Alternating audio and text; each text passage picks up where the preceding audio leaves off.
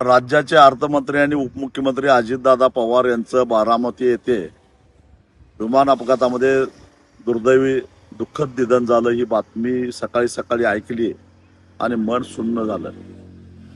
महाराष्ट्रानं एक उमद्या स्वभावाचा, एक दिलदार आणि मोकळ्या ढकळ्या स्वभावाचा नेता गमावलेला आहे. महाराष्ट्राचं राजकारण, त्याचबरोबर समाजकारण, सहकार आणि राज्याच्या आर्थिक स्थितीची खडानखडा माहिती असणारा एक अभ्यासू अशा प्रकारचं व्यक्तिमत्व महाराष्ट्रानं गमावलेलं आहे. गेल्या 2 दशकामध्ये महाराष्ट्राच्या राजकारणावर अजितदादांचा प्रचंड असा प्रभाव होता. शेतकऱ्यांच्या प्रश्नावर अनेक वेळा मी त्यांच्यावर टीका टिप्पणी केली, पण त्यांनी कधीही व्यक्तिगत पातळीवर ते घेतलं नाही. एवढ्या टीका टिप्पण्या होऊन सुद्धा आमचा व्यक्तिगत स्नेह मात्र तसाच होता.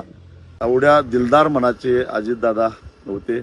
आज अजितदादांच्या जाण्यानं खरोखरच महाराष्ट्र हादरलेला आहे आणि संपूर्ण त्यांचे विरोधक, त्यांचे समर्थक, त्यांच्या पक्षाचे सगळ्या महाराष्ट्रालाच, मराठी माणसाला फार मोठं दुःख झालंय.